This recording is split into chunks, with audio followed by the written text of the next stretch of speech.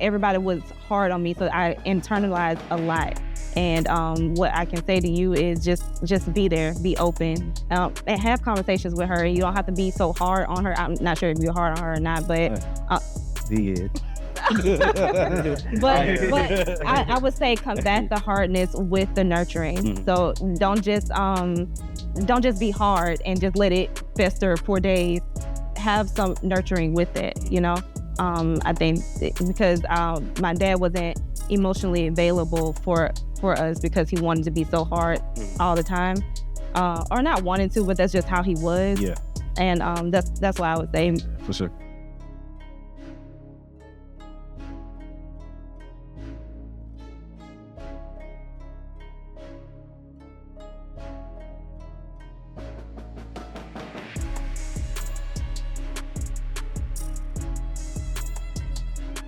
Welcome world, welcome family to another episode of the EL2A Podcast. I'm your host, Jamie Gilmore Jr. To the right of me, we got Mr. Military. Nope, not Mr. Military. And I did that. I didn't even try to do that. That was accident. Mr. Military man out here. We got the Rocket. Hi, 7 years with Eddie Rock. How you doing today, brother? All right, I tried military. It ain't work. Yeah, that boy. Hey, hold on. We ever told that story on here? Hey, one time he told me he was going to the military. I knew life got hard for that boy. He said he wanted to go to the... I ain't know what to do with myself. I'm afraid. But yeah, it ain't work out. That boy hit rock bottom. He said, I gotta go to the military. No offense to anybody, but that ain't.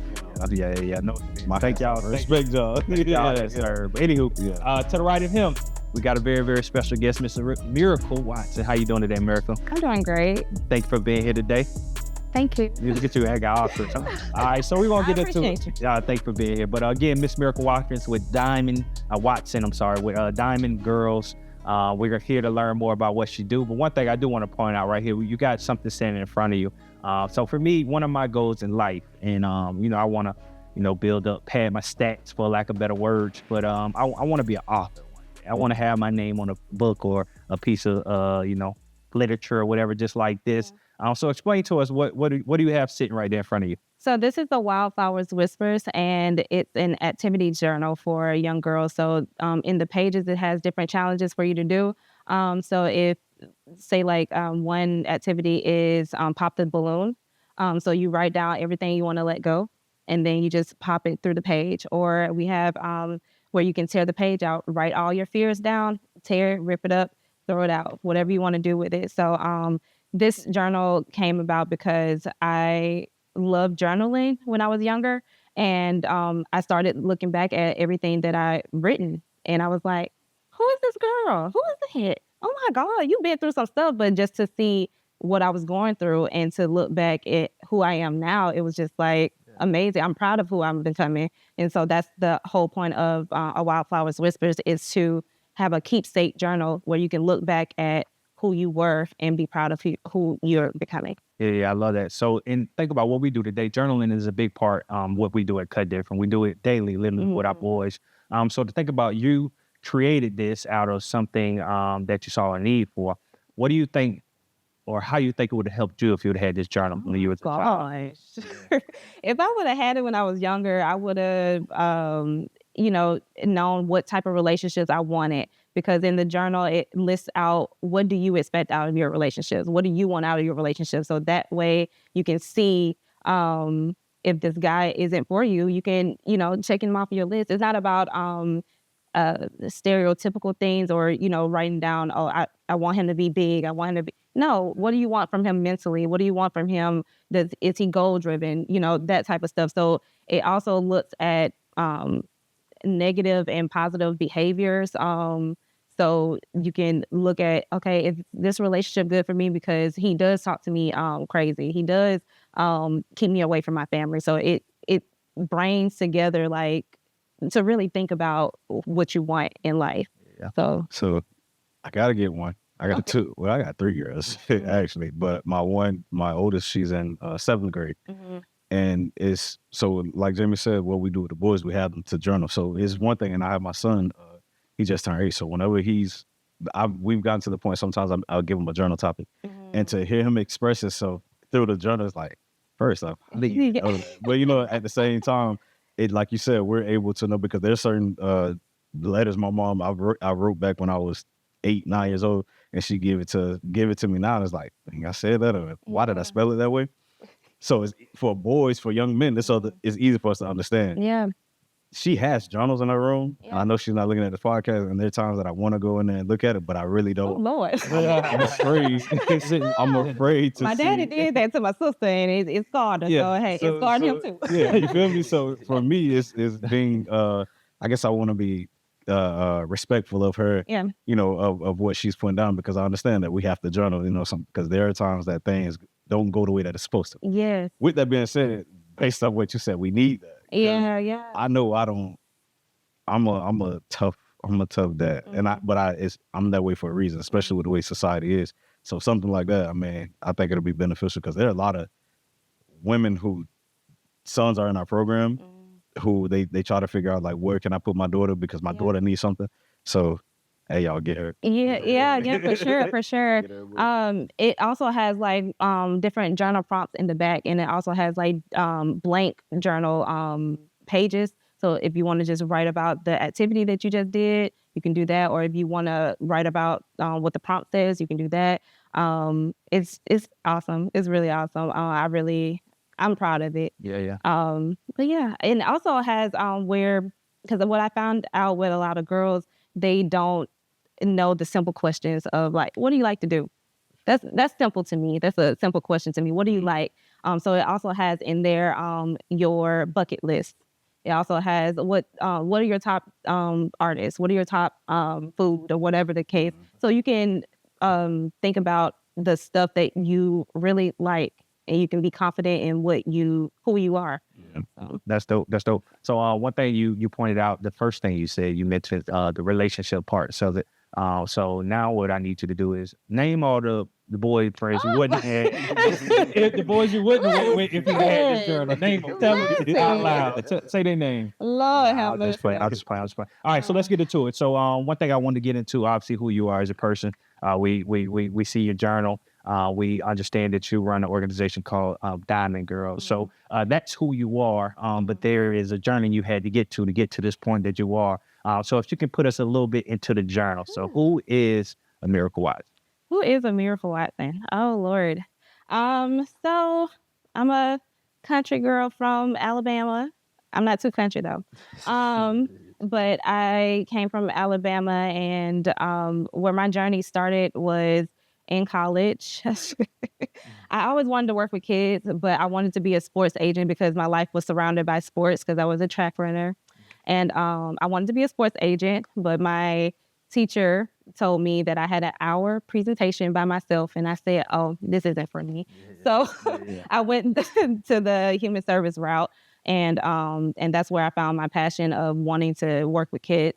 And then after college, I did have an experience with God, and I got a binder, and I just started jotting down everything that I wanted to do with kids, with young kids, from mental health to physical to spiritual, just everything. And then an opportunity came where I was in between jobs, and I wanted to do cruise ships. A cruise ship fair came, career fair came, and I wanted to be a stewardess, which is a waitress on the cruise ship. And the guy asked me, what do you see yourself doing in 5 years? And I said, honestly, I want to have an organization to work with kids. And so this is like full circle, actually. Yeah. And so I told him that, and I said I wanted to see if y'all had an opportunity for me to work with the kids on the ship. And he was like, you know what? The youth director is actually here. So let me get you an interview with her. And I got the interview, and she enjoyed me. And I got to work. I got to travel for free and work with kids on the ship. So leading up to Diamond Girls, from that experience with God, it just took me in a mindset of I'm just gonna embrace every opportunity. Even if I'm uncomfortable, I'm gonna embrace it. This is a challenge. This is teaching me or preparing me for what is to come. So that's how I approach every situation. Yeah. And so I got on the ship. I was sailing through the Arctic Circle, I was close to Santa Claus. I didn't see him, but I was close to him. I was at the North Pole somewhat. And one of the girls on the ship, it was just me and her, and she just started pouring out to me about how she felt unseen. She didn't feel heard in her family. Her siblings, she felt like she took care of her siblings. Her parents didn't see her, and she couldn't express herself. And I encouraged her, but that's when God was like, Miracle, don't get settled just being on the cruise ship and being around these girls. You have something special. You have an impact. And so from me talking to her, I just felt the impact that I had on her, and she was just like a magnet to me the entire time. And I'm like, oh, but it's okay. It's okay. But that's where the spark of me wanting to work with girls came. I love it. Hold on, before you go any further from now, 'cause what made you listen? So in that time, a lot of people have those itches during their life where they feel the urge to do something else, but there's a lot of factors that go into them not doing it or continue, because it's easy to stay in the cycle of what you're doing, continue doing the same thing. And from what I'm saying, what I'm hearing, you like being on that ship at that time. I love it. So hearing that message, because my story was similar. God, but I was in a tough time. What I was trying to do wasn't working. And then I asked God, like I told God, you take the wheel. What do you want for my life? That led me to this spot that I'm in today. For you to be into a position that you actually like, and then you're saying God is talking to you, but you could be like, hey, God, you sure? Like, I'm cool. What made you listen during that time? Because I embraced everything. So I want to make an impact. And I see that even the wealthy girls that were on this ship, they need us.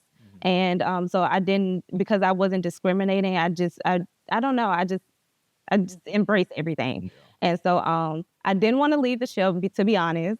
I didn't want to leave the ship, but COVID happened. So that's another, okay. that's another That's reason. what it is. That's what it That's was, what but it at the same time. That's what it was. There was a reason for everything. So COVID happened, and then my sister ended up passing, and that's when I just said, I'm just gonna do it. I'm just gonna do it. Why not do it? So let me, move forward. So yeah. Talk about that. So the experience on the ship. So I can only imagine. And I talk about it. So with cruises, I have a love-hate relationship with them. So you think about a person at work. So that means you spent out of a year. How many days were you on the ship?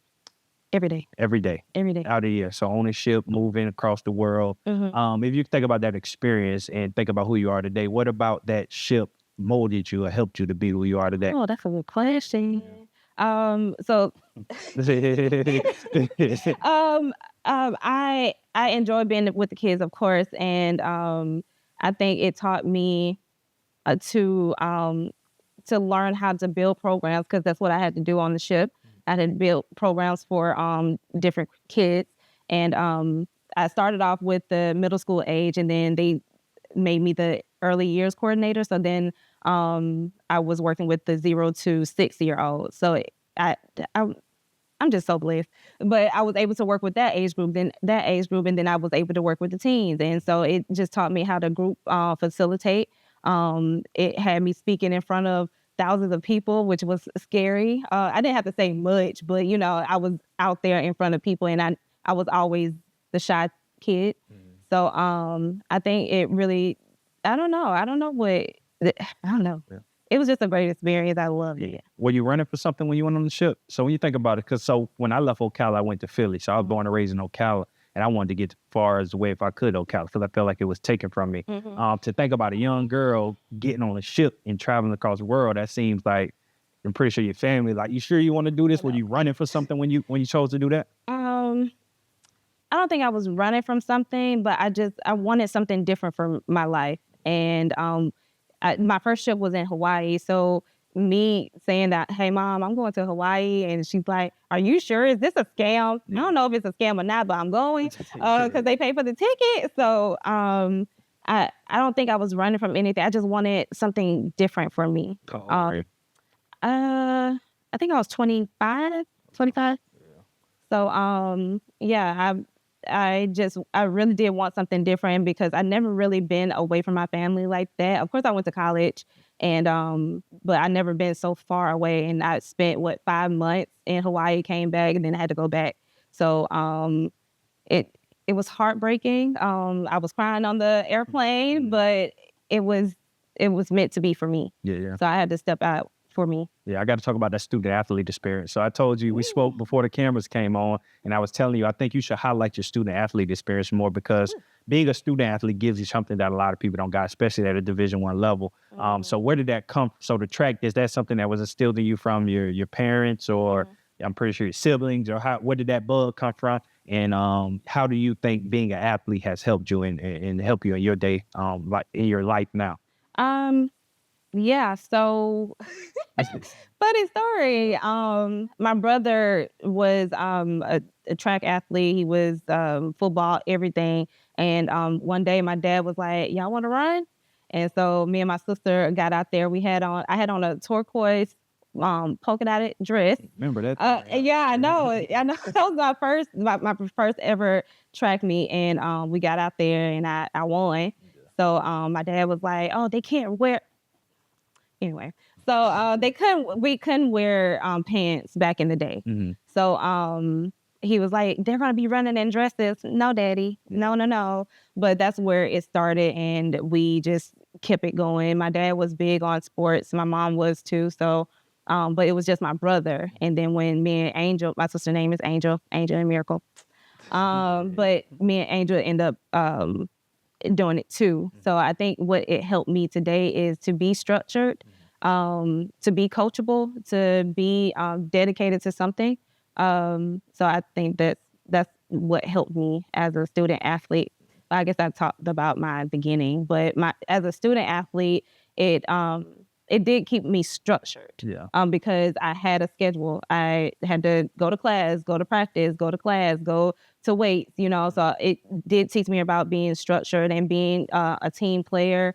You can't do it by yourself. Even though track is an individual sport, it's still a team sport. So of course I had those times when girls were jealous or I had fights and stuff like that, but I had to do what I had to do. So it continued to make me focus on what I need to do. So, but to get to what you're doing today, so Diamond Girls, you spoke about your experience on the ship and seeing the young ladies, and that inspired you to you get into what you do today, which is called Diamond Girls. So talk about the name. So I'll share this for the people that don't know. Our name cut different. It came from one of my closest friends in that tough time I was just talking about. I was really lost, and I couldn't understand why the things that were happening to me were happening to me. I had a master's degree. I'm a Black man with a master's degree. I just feel like I can run through a wall. I feel like I should be able to do what I want to do, but that wasn't working. The things I was trying to do, I was hitting brick walls. So I stopped. I went to one of my friend's house, and he was affirming. I just went to a job interview and didn't get it. I went to my friend's house, and he was affirming me. He was like, "Man, you know why these things aren't happening?" He said, "Because you're cut different." And he said them words to me, and it felt like God was talking to me. So I ran with that. I called him right away. I was like, "Cut different." And we start going. We said we're going to do something. We didn't know what we were going to do, but we said we're going to do something with the name. So for yourself, Diamond Girl, where did that originate? How did you come up with that? Can I say something first? Yes, ma'am. I believe that with athletes, because we spend so much time doing the sport, and our end goal is to be in the NFL or be in the NBA, or for me, it was to be an Olympian. So when that gets cut from you, because what happened to me in college, I got hurt. And then once I started trying to get back to where I was, it went hidden. When a pole vaulter beat me in a race, I said, "Oh, I'm hanging it up," because obviously this is not. But I didn't know how to find my path after that, because my mental state was always to get to the Olympics. And so I think with athletes, even though we have that, how they tell us to have a second plan and, get your degree so you can have, but my goal, what I want to do is go to the Olympics. So when that doesn't happen, something does happen with your mental state, because it breaks you down. And I think a lot of athletes need to talk about that more. Talk about that. I want to dig. So we can go back to what I said. I don't want to stay there. Now we can go back there, but I want to stay there. So if you because we have young people that we work with daily, and this is where they're at. Like the same people that we were that want to go to the NFL, that want to go to the Olympics, that's their goal, and that's what they're dreaming of. What would you say to that young person that doesn't understand that an injury can happen, or that anything that can happen that can turn that path sideways in a blink of an eye? What would you say to that young person? Hey, that's a good one. I don't know. geez, because I don't even know what somebody would have said to me to make me feel like, better. Because no, I want to go to the Olympics. I don't care about no injury. I want to go to the Olympics. Yeah. So I don't know. What would somebody say? I'll go. I'm gonna do mine because I'm gonna go back to what you had. Okay. What we started. There we go. Remember with the military man. So that was clear cut, perfect. Because at the end of the day, after playing ball, I was a dad by my senior year. I was playing ball, and then it seemed like the love of the game, it went from being the love to a business, and then the way that it was presented at that time, I didn't do my pro day. I didn't do anything like that. So after being football since what? So I was 6 probably. Started with flag football up until 23. That's all I really did. So for me, and again, that's why I say, no disrespect to anybody that did the military, but I just knew my dad, Mr. Virgil. Our dad, he had told me, he was like, you should talk to talk to Virgil. He did the military. So I contacted Uncle Buddy and Mr. Virgil for them to give me insight on how having my degree could help me. So I was trying, because even though I was sports, my mind was on football. I still needed the guidance to try to go to that next level. And then when they were trying to give it to me, I was wanting to take that, but again, in the back of my mind, it's like, that's not what I really wanted to do. Yeah. So it was almost as if I was going to do something, even though, I felt like that was the right thing to do, but it wasn't what I wanted to do. And then that's when I called this man and told him, like, bro, I almost did it. So I say, he lost it. He need to go big. This boy go crazy. So yeah, for me, it's just like, just knowing, like you said, just having that second, like knowing just in case. And I think that's what we do a good job with now. What you're doing, what we're doing is telling the boys, like, bro, so, and they think we're being mean when we tell them this, like, bro, no, you're not. And not that we're trying to stop them from dreaming and not trying to stop them from going further in life. It's how bad you want it. Because if me telling you no is gonna stop you from thinking you're gonna go, then it ain't. But you go ahead and find your second. Go find your second. Or even I think I would tell athletes to look at different skills that you have, because I love drawing. I didn't, I do it for fun, but I can be a good drawer, and I see a lot of artists and young people. There is amazing work, and they don't think of their craft as something special, and I don't understand why. And I'm like, dang, that is so good. Yeah. No, it's just something that I do. No, be proud of that. So hone in on other skills that you have. I think that's what I would tell them, because then you can find the path that you kind of want. And I know we came from families or a generation where it ain't about your skill. You just need to get out there and find something to do, and not just sit in the house all day. I don't care if you didn't make it to the Olympics, and you still need to get out there and work. But if you hone in on their skills, and parents too, like hone in on your child's skills so they can be encouraged and confident in their stuff, so they have other paths that they can take, not just the athlete. Yeah. How did you bounce back? So I had a conversation, the gentleman that we had on the episode before you, TJ McCoy, he's a student athlete as well. So when we talk to student athletes, I always ask about, because I think it's important, that mental space that we talked about. How did you, because I'm pretty sure you was in when you experienced that injury, because he did an injury as well, that you were like mentally out of there. Yeah. So how did you bounce back from that? What helped you recover to pivot and go to whatever was next? What helped me? I think my family, because my family is I have a great village, and they're very encouraging and very inspiring, because it's okay, Miracle. You can do other things or whatever. And even though I don't care, but I think it was just my family to get me back, and prayer, and just trusting that I have a plan, that God has a plan for me. So that's why I end up just sticking with my bachelor's degree. And when I was in my classes, I found that I do want to work for kids. So when I found that other passion, that other skill, then that's what drew me out of it a little bit. But I mean, of course, it's heartbreaking for me, because that's all I knew. But Yeah. All right, now you are. All right, so back to the Diamond Girls. How did we get to that? Oh, name? yeah, So sorry. Diamond, no, we're all good. I like that. I love that because we needed that. But back to the name and even the preface before you go into Diamond Girls, we started a program within our organization called Diamond Cut. And the reason for that is obviously we understand the process of a diamond. And that's what it was. So that's what it was. You tell me your story. So That's what it was. okay, so talk to me. It's basically the same. That I was just writing down names and stuff. My first ever name that I ever had was a hummingbird. Every hummingbird is different, and I didn't know that.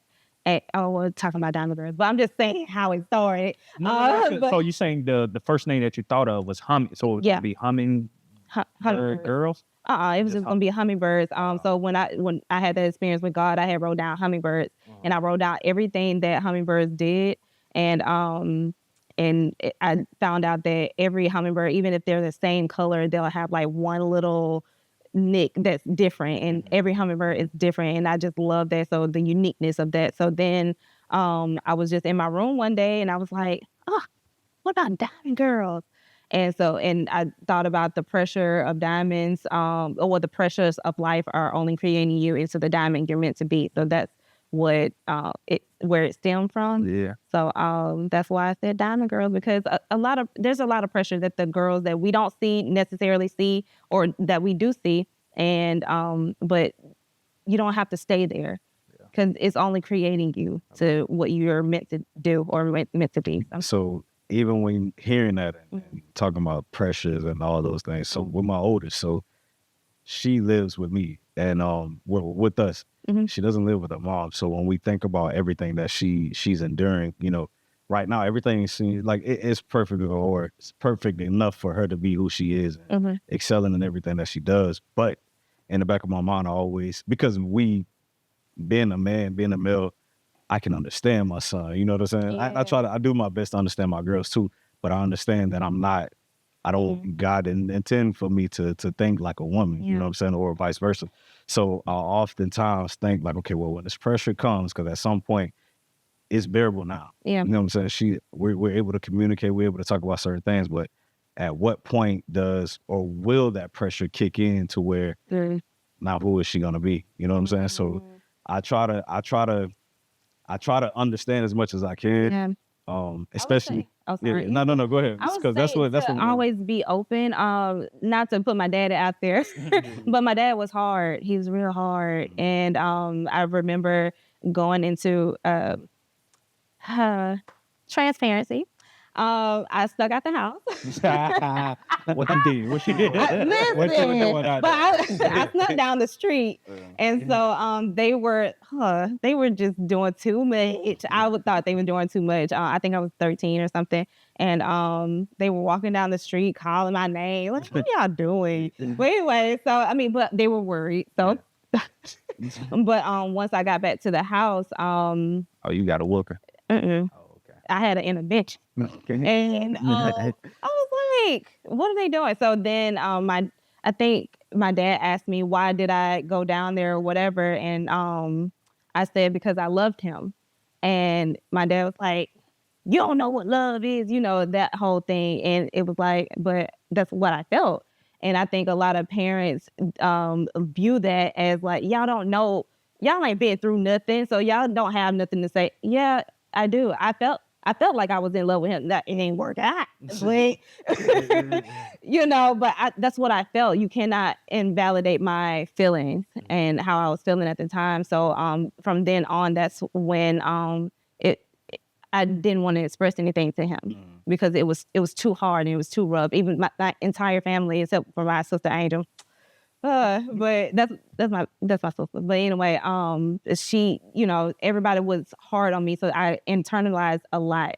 And what I can say to you is just be there, be open, and have conversations with her. You don't have to be so hard on her. I'm not sure if you're hard on her or not, but